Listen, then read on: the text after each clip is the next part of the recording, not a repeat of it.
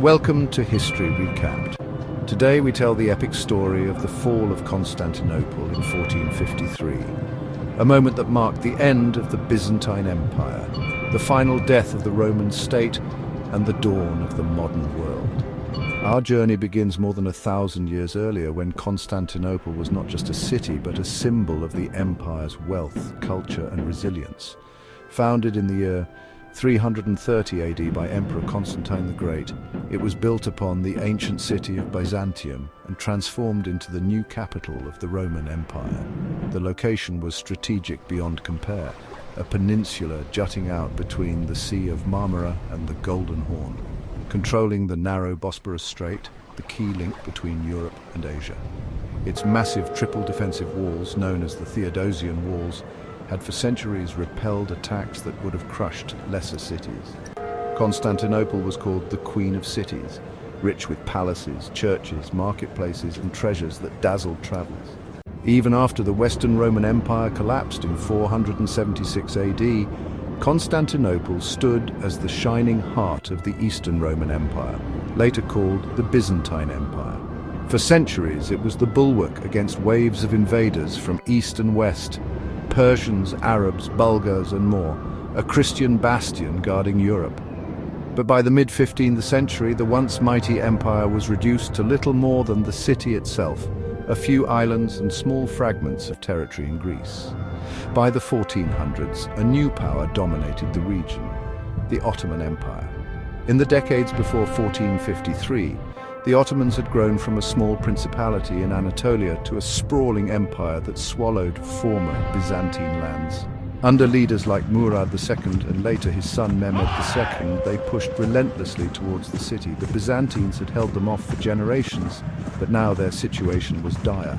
In 1451, the young Sultan Mehmed II came to the throne. He was just 19 years old, but he possessed an iron will, a brilliant mind, and a burning ambition to succeed where others had failed. He had studied history, strategy and siegecraft, and he understood the symbolic and strategic value of Constantinople. For Mehmed, taking the city was not just a conquest, it was destiny. The city lay like a jewel between his European and Asian territories, and its capture would unite his empire and make the Ottomans the undisputed masters of the region. The city's defender was Constantine XI Palaiologos, the last emperor of Byzantium. A man in his late 40s, Constantine was known for his courage and piety. He understood the hopelessness of his position but was determined to fight to the end. The population of Constantinople had dwindled to perhaps 50,000, and his army numbered only around 7,000 men. Of these, about 2,000 were foreign volunteers, including a well-armed contingent of Genoese soldiers under the command of Giovanni Giustiniani, a professional soldier renowned for his skill in fortifications. Mehmed prepared with meticulous care. He assembled an army perhaps 12 to 15 times larger than the defenders, somewhere between 80,000 and 100,000 troops. This force included elite janissaries, Anatolian and Rumelian infantry, cavalry, artillery crews and engineers.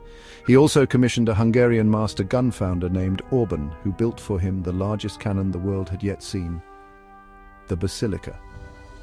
This monster of bronze could hurl a stone ball weighing over half a ton more than a mile. Alongside it, Mehmed gathered dozens of smaller but still formidable cannons. In addition, Mehmed recognized the importance of controlling the seas around Constantinople. He ordered the construction of a massive fortress, Rumeli Hisari, on the European side of the Bosporus, opposite an older Ottoman fort on the Asian side. Together, these fortresses choked off the Black Sea route, preventing reinforcements or supplies from reaching the city from that direction. He also assembled a fleet of over 100 ships to blockade Constantinople from the sea. On April 6, 1453, the siege began. The Ottoman army surrounded the land walls while the fleet closed in from the water. Day and night, the massive cannons roared, hurling stone balls that smashed into the Theodosian walls. These walls, which had stood for 1,000 years, had never faced anything like this. Yet the defenders worked tirelessly to repair the damage. They filled breaches with rubble, earth and timber, and fought off repeated assaults with arrows, crossbow bolts, boiling oil and stones hurled from the battlements. In the harbour of the Golden Horn, the Byzantines had stretched a great chain across the water to block Ottoman ships from entering. For a time, this protected the northern sea walls, but Mehmed was a master of adaptation. In one of their most famous episodes of the siege, he ordered his men to drag ships overland on greased wooden tracks, bypassing the chain entirely. One night, the Ottomans hauled dozens of ships over the hills and into the Golden Horn, placing them behind the defenders' naval barrier. The Byzantines awoke to find enemy vessels in the heart of their harbour. Meanwhile, diplomatic efforts failed. Constantine XI had appealed to the Pope, to Venice, to Genoa, to the kings of Europe, but help was slow to come. Political rivalries, distance, and the memory of the Fourth Crusade in 1204, when Latin crusaders had looted and occupied Constantinople, meant that few in the West were eager to shed blood for Byzantium. A small fleet from Venice and Genoa attempted to break the blockade, but their efforts were too little, too late. Inside the city, morale wavered. Food supplies ran low. Disease spread. Yet the defenders refused to surrender. Constantine XI himself inspired his people, moving among the walls, speaking to soldiers and sharing in their hardships. After nearly 2 months of bombardment and assaults, Mehmed decided on a final all-out attack. The night of May 28th was one of eerie calm. The Ottomans held prayers in their camps. The Byzantines gathered in Hagia Sophia for a final service, and Emperor Constantine II addressed his soldiers, urging them to fight for their faith, their families, and their city. In the early hours of May 29th, before dawn, the assault began. Wave after wave crashed against the walls. First came irregular troops to tire the defenders and draw their fire.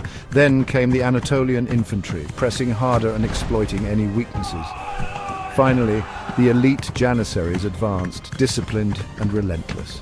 At a key moment, Giovanni Giustiniani, the Genoese commander, was badly wounded by a shot and carried from the walls. His departure was a severe blow to the defenders' morale. Ottoman troops pushed into a small breach near the gate of St. Romanus, and the defense began to crumble. Constantine XI is said to have thrown off his imperial regalia, declaring that the city was lost, but that he would not survive its fall. He fought in the melee alongside his men and vanished in the chaos, his body never definitively identified. By sunrise, the city that had withstood 1,000 years of sieges had fallen. Ottoman flags flew over the towers, and Mehmed II entered the city in triumph. He rode to Hagia Sophia, where he ordered it converted into a mosque, symbolizing the city's new identity as the capital of the Ottoman Empire, Istanbul. The fall of Constantinople shook the world. It ended the Byzantine Empire, the last remnant of Rome. It cut off Europe's traditional trade routes to Asia, prompting the search for new sea routes that would lead to the age of exploration.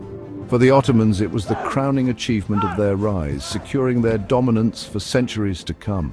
The siege of 1453 was more than a military event. It was the passing of an age. The end of the medieval world and the beginning of the modern era. The city that had once been the greatest in Christendom became the jewel of the Ottoman crown, and the name of Constantinople passed into history, living on only in memory, legend, and the chronicles of those who witnessed its last days.